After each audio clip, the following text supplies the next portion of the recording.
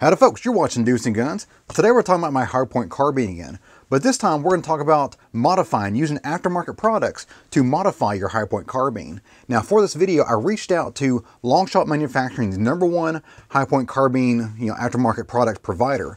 There's our logo right there, and of course I will leave a link in the description below the video.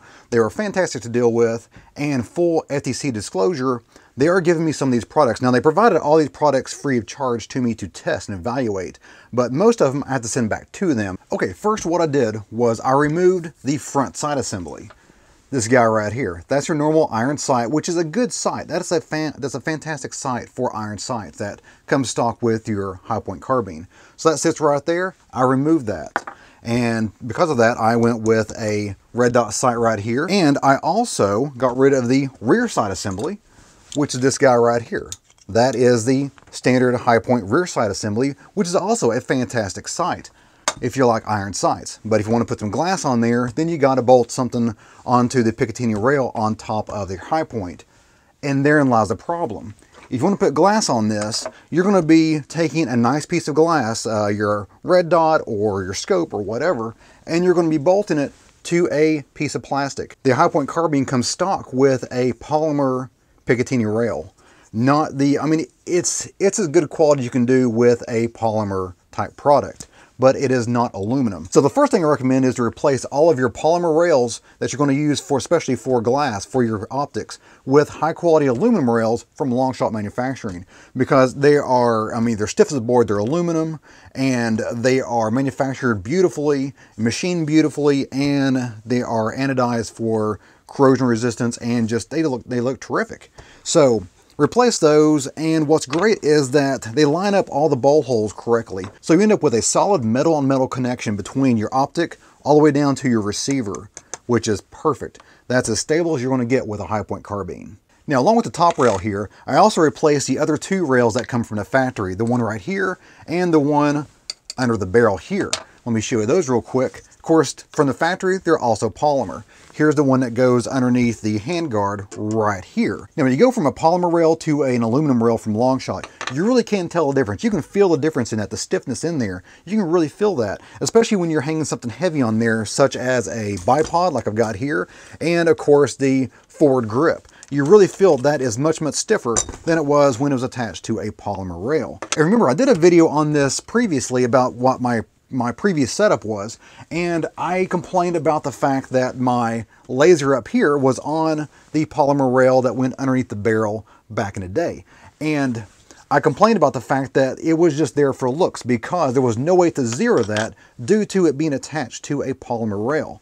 Well, that is completely gone. This rail just pries right out. It's actually not even really attached that strongly. It's just kind of a pressure fit underneath the barrel. So this slides right out with a screwdriver, and I've attached a barrel shroud, and along with that aluminum barrel shroud that bolts down onto your barrel, I have put a aluminum rail, again from Longshot, that's made for this particular situation, and it has completely solidified the mount for the laser. So I can dial that in and it will stay zeroed as long as I want it to. Now, along with all the rails and the barrel shroud upgrade, I also did 3 other upgrades from Longshot that I think really take the HiPoint carbine to the next level of functionality.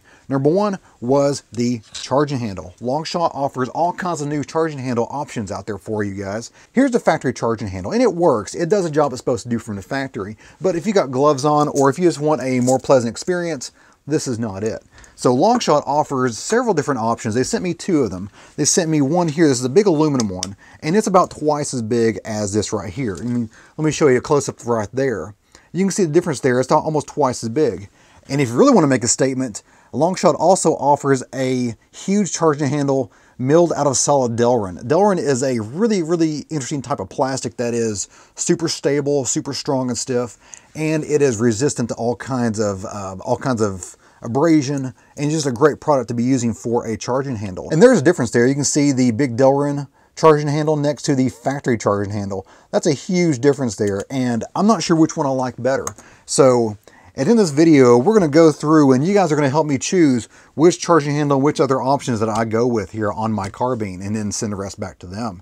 So we'll talk about that later on. But first of all, that is one of my big upgrades that I think is a huge, huge difference from factory to modified is the charging handle. Moving on, the mag release button right there. This thing, the factory mag release button, is awful. It's mushy, it's pathetic, it's tiny, it's hard to reach. So that's one of the big upgrades. This is a need to have. If you don't buy anything else, buy the mag release button. That's a game changer right there for this thing. Because the original, actually, I don't even know where my original factory mag release button is. That's gone. I will never use that thing. This is beautiful right there. You can see it right there. There's a close-up right there, and it is massive. As you can see, it does exactly what it's supposed to do, and it was super easy to install. Now, that leads to my third necessary upgrade, and that is the extended base plate for the magazines. Let me show you the standard magazine here. There we go. That's an unmodified magazine right there. And they offer, let's see, I have one out here, an additional base plate that screws onto the top right there. So there we go. That is the extension. Now this base plate does not add any kind of capacity because you still retain the original factory base plate on the magazine, but it does really help you seat that magazine home into the grip. And here's a close-up of the factory base plate on the magazine there. You can see it's completely flush with the bottom of the mag well in the grip. Of course, we get to use our massively upgraded mag release button there to get rid of that. And here is the upgraded Longshot manufacturing base plate. You can see it retains a factory look, but still is extended down below there. So you can really jam that thing home without much of an issue at all. So you can do this with gloves during the winter without an issue. Whereas this, you might get hung up while trying to push that up there with gloves on. Now let's talk about this barrel shroud. I've already removed the laser sight, so then we can focus just on the barrel shroud itself. Longshot Manufacturing sent me several different types, lengths and widths of barrel shrouds to test and see what works best for my situation. Because remember, I do have a suppressor and a threaded barrel. And of course, this is completely empty. There's nothing in here at all that's captured back on an empty magazine. So we are golden as far as safety goes. So let me go ahead and unscrew my suppressor here, and we can take a look at all the different options that we have for barrel shrouds. Now this is just a small selection. They have several different types and colors and types of millings and everything. So the sky's the limit on the type of barrel shroud. Put my suppressor to the side there. Now these clamp onto the barrel with a, there we go, with an Allen wrench here. Just has two screws. All of them use the same screw holes there. Now this rail down here, let me show you this rail real quick. There you go, slides right off. There's that Picatinny rail that attaches to the bottom of the barrel shroud. This can be taken off. This comes right off and doesn't attach to all of them. I don't think it attaches to the thin one, the skinny one, but it can be attached to this one as well. So this is universal across most of the barrel shrouds. But let me go ahead and put the other ones on here. Now, of course, the longer ones will cover up my barrel threading, so I can't use this, but I will show you what it will look like on an unthreaded barrel for you guys. There we go. That's pretty slick right there, isn't it? If you were using a optic, so you didn't need your front sight, which they have an improved front sight as well. I'll show you that here in a second. But if you didn't want to use a front iron sight, that's pretty slick. So if you didn't have a threaded barrel, that is a sweet option if you didn't want to use iron sights. And we have a larger barrel shroud option here, and that slides right down. And again, the muzzle, if you look right there, the muzzle ends right at the very tip of the barrel shroud. And here's the rail off of my original barrel shroud, and it goes on here as well. So you can put that right on there. And there are actually several options there, so you can move it up and down this barrel shroud without an issue. Now this longer barrel shroud looks awesome, and this is what I would be using if I didn't have a threaded barrel. But because my threaded barrel is necessary for my suppressor, I have to use the shorter barrel shroud, which actually works perfectly with my suppressor, and it tightens right up there, and it's almost the exact same width as the suppressor as well, so it just tightens right up and is perfect. Now if you like the front sights that HiPoint has on their carbines, then Longshot can help you out there too. Because number one, now the HiPoint carbine iron sights, the front sight there, it had two set screws in the bottom there, and it would just tighten up like that against the bottom of the barrel. Now I found that would be a little bit loose on occasion. It would come loose, and I'd have various degrees of wobble back and forth, and it wouldn't really hold zero that well. It looked good, and it would usually, if I remembered to tighten it before I went out and shot or after I was done shooting, then it would be fine, but they would loosen that occasion.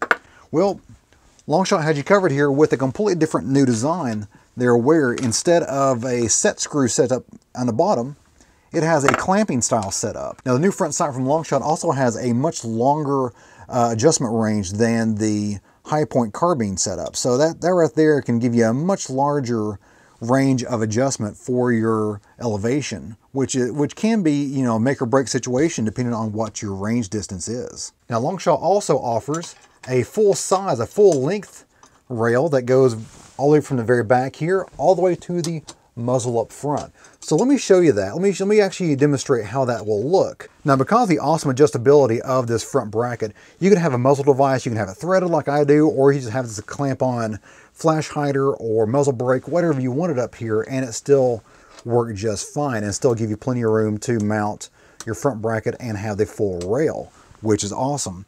Now, I'm not sure if they make a barrel shroud short enough to work there. That would be super cool if they did. If not, that's fine, because I'm not really into the full-size rail, but a lot of people do like that. One of the cool things you do with a front full-size rail is you could put on flip-up sights. So we got your front sight there, your rear sight right there, and you can go ahead and have flip-up sights. Now these flip-up sights look really, really cool. And if you wanted to, you could even take it a step further by putting a red dot up here or an ACOG and co-witness the whole shebang, and that would look awesome. Now, because I think the magazine extension is one of the must-have items from Longshot, I'm going to show you how to install one on a magazine that's not had it installed yet. So basically, at the bottom of the factory magazine, you have these two slots, and there are two tabs on the extension that coincide with that.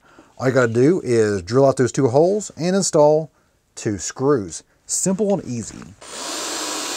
Go. Now, go ahead and get rid of those shavings there and simply install these screws. And there we go. Perfect. And you can still remove this if you want to, because the tabs hold them up here. You squeeze the magazine in to remove and slide off the base plate, so there's nothing that these will interfere with. Alright folks, we are now at the stage of the video where I need your help. I can't decide what I want to build my HiPoint carbine as. The full length rail, I don't know. The which charging handle, I'm not sure. I'm keeping the mag release button. That thing is amazing. That's awesome. Of course, I'm keeping the mag plate extension, and I'm going to keep a charging handle, but I don't know which one. But I want you guys to help me decide in the comments below the video. Go ahead and tell me which charging handle should I use. Should I use the smaller aluminum one, which is still twice as big as the factory one, or the even larger Delrin? So let me go ahead and install that, and you can see them side by side. And the second thing I can't decide on is which rail to use. Do I use the full length rail right here with no barrel shroud and the, of course, the suppressor here? Or do I go with the smaller aluminum rail, the barrel shroud, and the rail on the barrel? Now here are the two rail setups side by side. Go ahead and tell me in a video which one I should go with, because I'm not sure. I really don't know. I think I kind of like the barrel shroud option, but I'm not positive. Well guys, that's it for me today. I hope you enjoyed it. If you did, give me a like and go up subscribe. A lot more is on the way, including more HiPoint videos. I also do a live stream every Tuesday, and it will probably be about guns in general, or the Deuce and a half, or shooting, or reloading, or maybe even on the farm. So go ahead and tune on that every Tuesday night at 7 p.m. Eastern Standard Time. And also, as always, if you have any comments, questions, or show ideas, go ahead and leave that in the comment box below the video. And if you have decided which HiPoint setup I should go with, let me know in the comments, because I don't know. I am a completely split decision here on which charging handle and which upper rail to go with. So let me know about that in the comments below the video. And if you have any other ideas about how to modify my HiPoint, let me know that as well.